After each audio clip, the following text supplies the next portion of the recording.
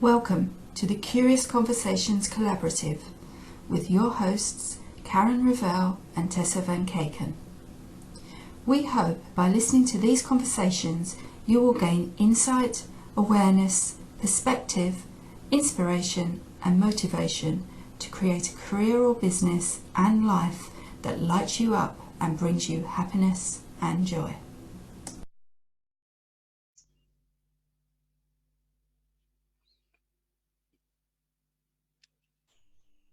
Right, so hello everyone. We are here today together on a video because we thought it would be really nice to record some chats in which we talk about topics that are really close to our heart and to our businesses. And we feel that you might find beneficial as well to hear a little bit more about. So I'm Tessa, Tessa van Keken, and I am a transformational mentor. And I support people through coaching, healing, and meditation to really take ownership of their lives and to connect to who they truly are so they can be more authentic and confident in their life and work. Hi, I'm Karen, and I'm a business and money coach.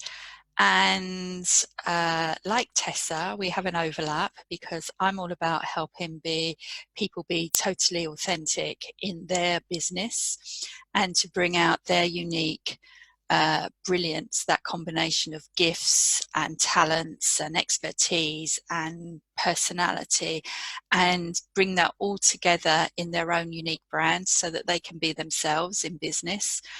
And build their business so that it integrates with their life rather than competes against it all the time.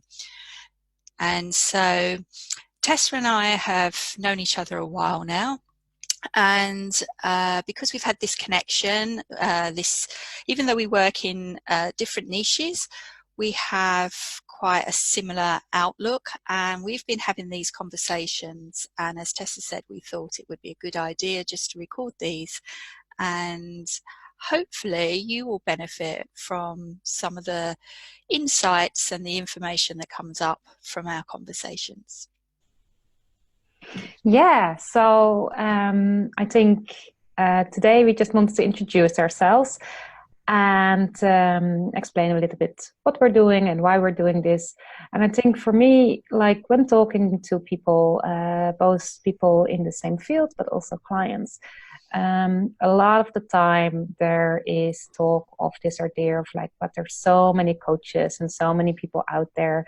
And there's the risk then of starting to see other people as competition, which of course on some level they are, but really from like also, as Karen said, we know each other now well and we do similar work, even if it's different niches. But there still might be some clients that would benefit from both our services. And rather than seeing it as like a competition of who would get that client, by working together, you can offer people so much more, but also you can make sure that you support people to get the not just the services, but also the person that's most beneficial for them to work with. And even for ourselves, for me, I know that my work, what I can offer people is so much richer if I work together with people who offer similar things, because we also learn from each other, and that then in effect benefits clients again too.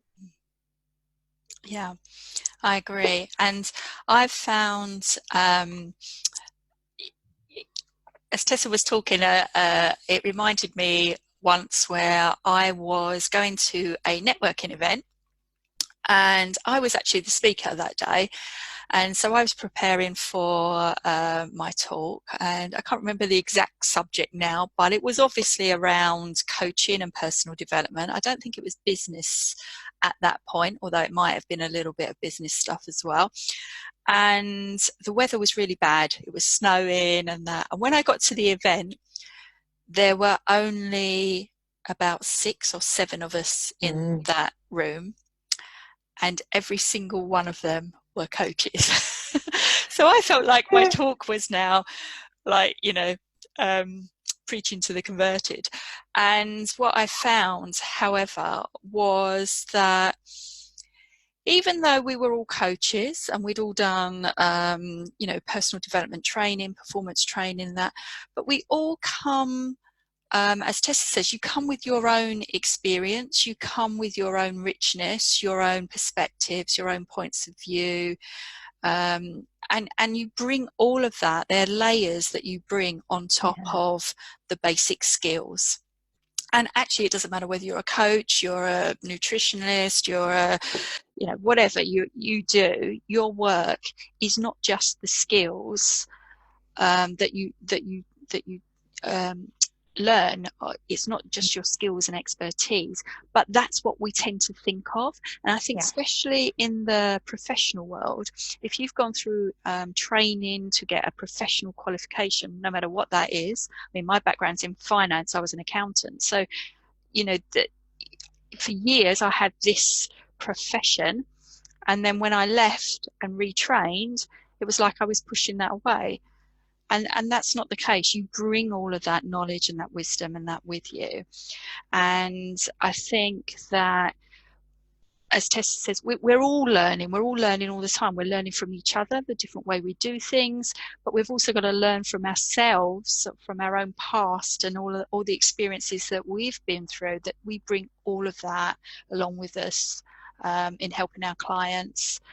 And so, I believe, we're all unique. No two of us are the same. And so therefore, in that sense, we are our own unique brand, and there is no one like us around in the world. And our clients will be attracted to those people that they feel are right for them and they have that great connection with. Yeah, for sure. And I think one of the things that you were saying, Karen, that's so important, this idea of that so often when we have done something like a course or a study, and then we start doing something else, like you mentioned, the accounting and now coaching, that it can be such a pitfall to think, all that time is wasted, or I read the other day an article of someone saying, working with someone, and then that they said, I wish I had known about it 10 years earlier. But if you think about it, even if you had known it 10 years earlier, you don't know, maybe you wouldn't have been ready yet at the time, maybe so it's never a waste, and you can't go back in time. So I think it's so important to always realize that, of course, that feeling is totally valid, that you think, I wish I'd known that earlier. But at the same time, that just recognizing that feeling, but then thinking, but in this moment in time, the fact that you feel that means that in this moment in time, you're clearly so ready for it, and that it will benefit you so much. So I'm pretty sure that will be one of the topics we'll be talking about. Yeah, absolutely. Absolutely. So maybe we can say a little bit I think today, really, we just wanted to kind of say how we came about to do this.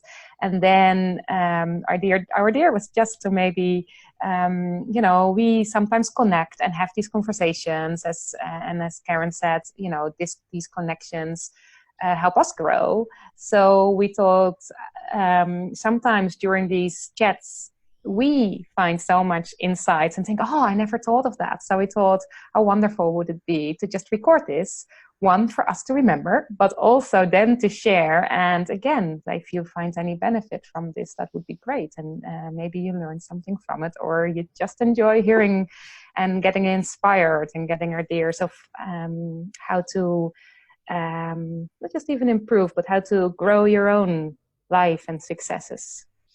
And I think also one of the topics that we can delve into is one of the reasons why I was really keen for doing this, was that we all come up against our own resistance.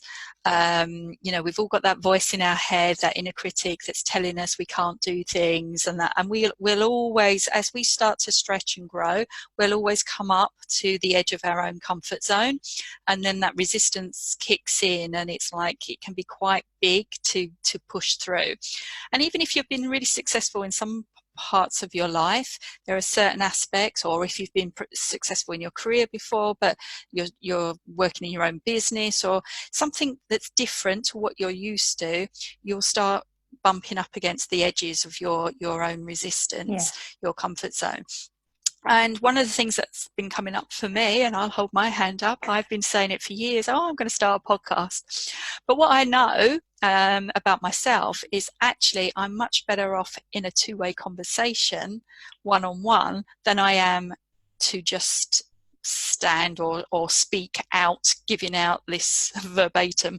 And so again, this is when I was talking with Tessa, we just thought it was a great idea that we would have these conversations and record them, because it's not about us being the experts and telling you what you should or shouldn't do. It's just about our experiences and what we've learned over the years, and how some of this information might give you some knowledge and wisdom, but also might just give you an insight or a different perspective on your own journey, to help you along that road to success yourself.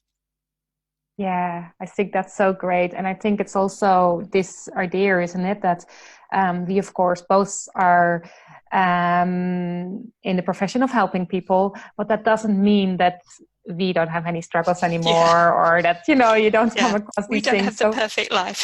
Exactly. And I think, and this is also so important that, again, and it can be another topic around this idea of that you don't have to have your whole house in order or for your life to be perfect to take the next step, whether that's professionally helping clients or even in your personal life. That really, once I actually had an amazing talk, or listened to a talk from it was a Buddhist monk who said, you Westerners, you always see life and growth in a linear line, but really it's a spiral. And I loved that, because it's the idea we always think, I'm here and I need to get there, and everything has to preferably go up. And but if you see it as a spiral, then you can see this idea of like, yes, you grow, but you also still have these, as Karen said, you still come up to the resistance, or you notice where your own issues might be, that you may grow on that, but then something else happens, something deeper happens, and you grow a little bit more, and so on and so on.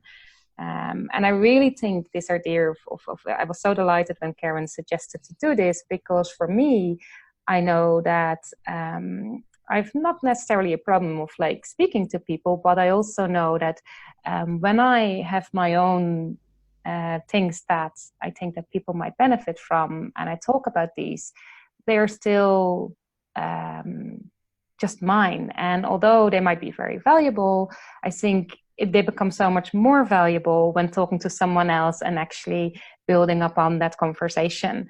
And also for me, then to say, for putting my hand up, like my struggle can be to really to convey the message very clearly. So I think what we also hope to do is with this conversation, and obviously when I explain something or when I say something, like, it really helps me when Karen actually builds on that, or even asks me something, and I get to think like, oh yeah, in my head it was clear, but maybe it wasn't so clear when it came out. So I think on that level also it can be really helpful.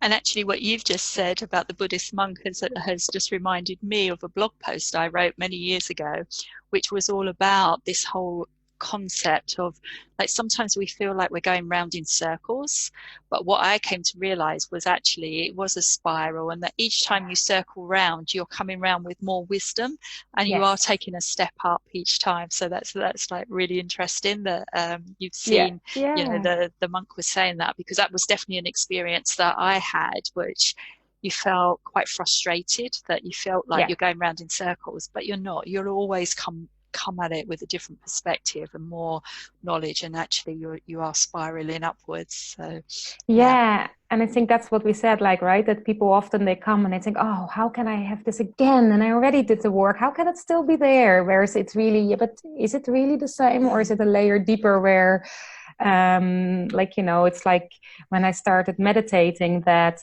I really felt I was so much calmer in life and I could handle difficult situations better. I didn't get as agitated in traffic and all these things. And then I had a phone call with my mom and I just flew off the handle over the littlest thing.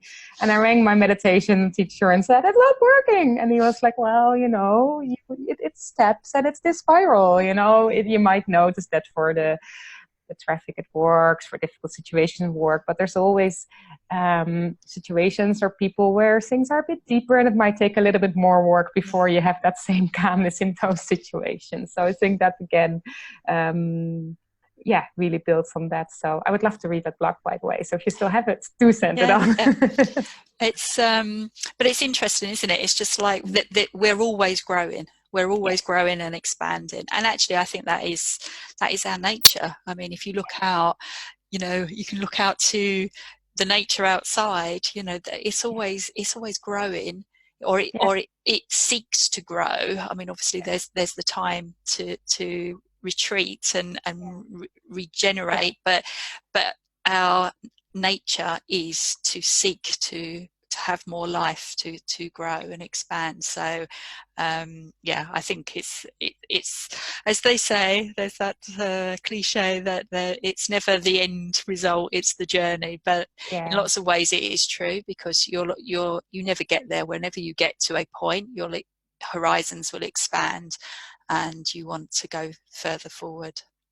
Yeah, and I love that metaphor of nature, and actually what you said around that it's the different seasons, and that yes, on the one hand it's always growing, yet there's also the time of reflection. And I think again in our own life that's sometimes the hard thing, that we think it should all the time be about producing, about doing stuff, about that the growth you can actually see, whereas like you need that resting time as well, both physically and mentally, that you need the autumn and the winter too to get back to spring. So you know that you actually can see that again, whether it's in your own life or your business, that you need all these seasons, but that even during winter things are actually happening, but it's more around this nurturing and allowing things to rest and get strength, because otherwise if you see this in the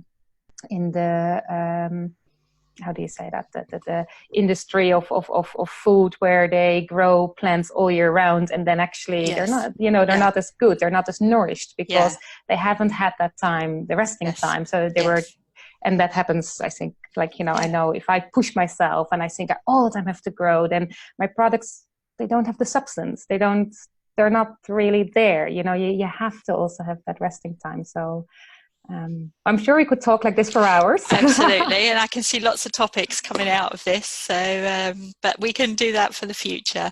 Yeah. So I think, well, this already, definitely I really enjoyed this. So I hope people who might be watching this at some stage will enjoy it too. Yes. And I think, is there anything else we want to say right now, or will we say goodbye for now? I think that's it for now. And we can pick up on some of those topics and explore them in more detail in the future.